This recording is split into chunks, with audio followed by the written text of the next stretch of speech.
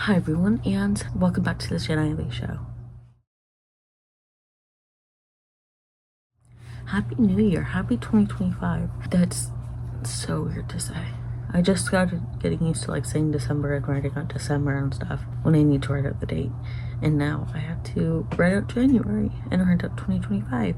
Anyway, that is besides the point. In this video, I haven't done one of these list videos, book list videos in a while. I usually don't do TBR videos. I usually do book recommendation videos, but in this one I did kind of want to do an overarching TBR of sorts where I discuss the books that I would like to read in 2025. No specific timeline for reading these, no specific month. There might be books that I read or that I feel would work better in certain months, but there's no real timeline for reading these, no real month for reading these, as I said. But with all of that out of the way, let's get into the 15 books that I would like to read at some point in 2025.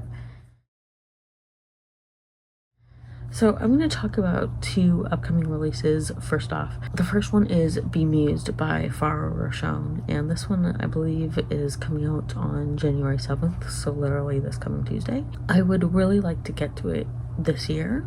I have really been trying to read more new releases, recent releases, just because before that was something I wouldn't really do as much. Something I'm also trying to do is read books within a certain time frame after I buy them. So hopefully I get to Bemused sometime this year because I've loved Farah Rochon's other Disney Twisted Tales. I love her writing. It is always such a pleasure reading her books and getting into her stories. I haven't read her non-Disney books, but we'll see how this one goes, and then maybe after this one I'll give some of her other books a shot. The next one I've talked about before in the end of the year wrap-up book tag, and that is The Mademoiselle Alliance by Natasha Lester. I think this one is coming out April 8th or April 9th, around there. And as I believe I've talked about quite a few times on this channel, I love Natasha Lester's work. I love her books, I love her stories. She is an autobiography author for me at this point. Something I will say though with this cover is I do really like the cover. It's just I feel like I wanted it to be a little bit more consistent with some of the other covers,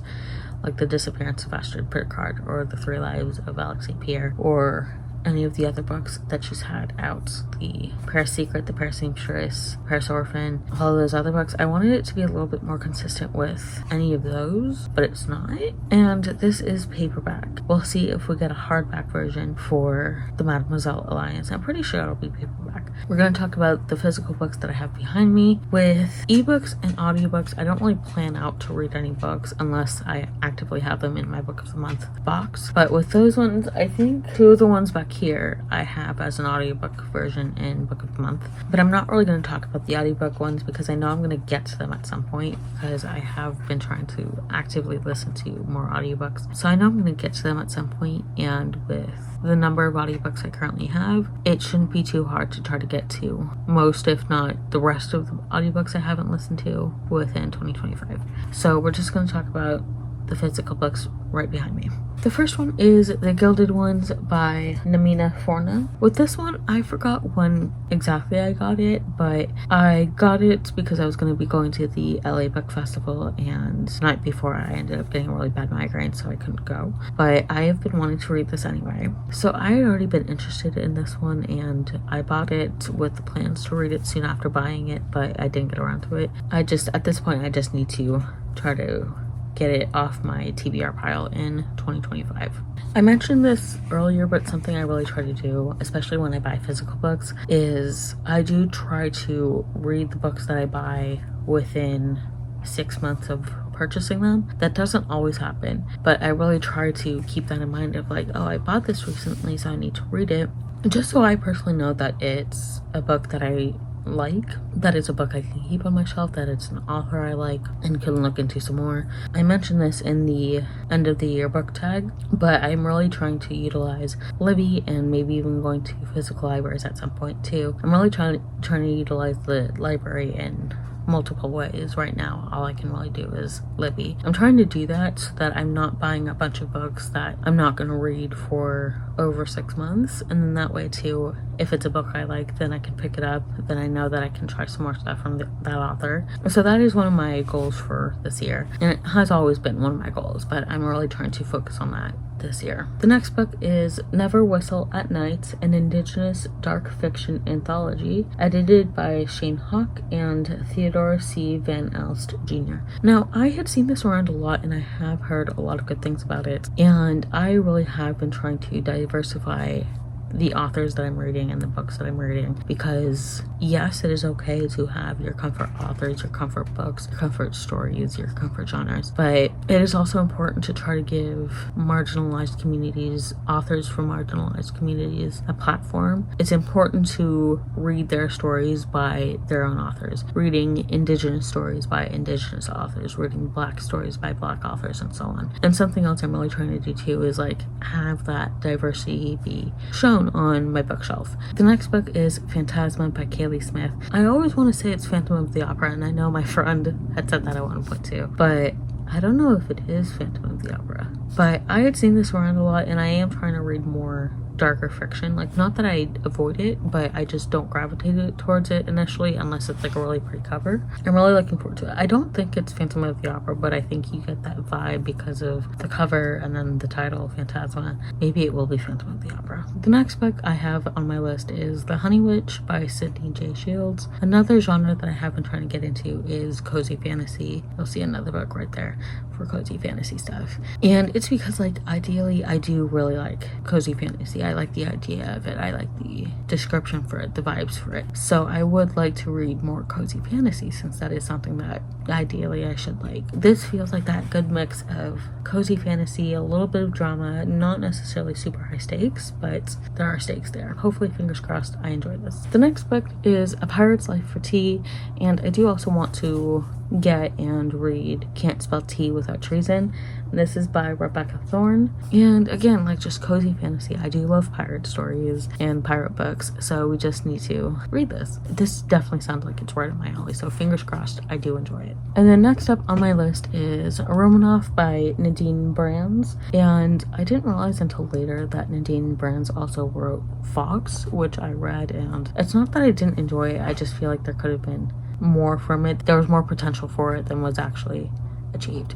So hopefully, let's see how this one goes. It's not really short, but it is on the shorter side. Including the bonus chapter, it is 342 pages. So it's about a 350 page book. It feels lighter than that. Like, it doesn't feel like a 350 page book, maybe because it's paperback. But we'll see if I enjoy this. I don't have too many expectations for it. I don't really have low expectations, but I don't have high expectations. So we'll just see how this one goes. So next up, I'm going to talk about these two books together because it's books 2 and 3 of the Bloodsworn series. Book 2 is The Hunger of the Gods, and book 3 is The Fury of the Gods.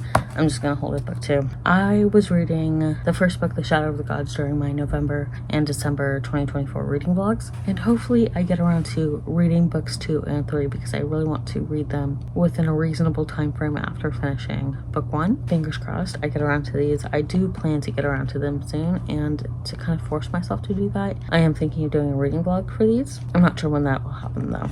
The next book is A Song to Drown Rivers by Anne Leong. This book is just so pretty. I'm really looking forward to reading this because, one, it's a pretty book. We're judging a book by its cover here. It's a pretty book. And 2, the synopsis does sound really interesting. Something that would be right up my alley. Next up is Spitting Gold by Carmela Locus.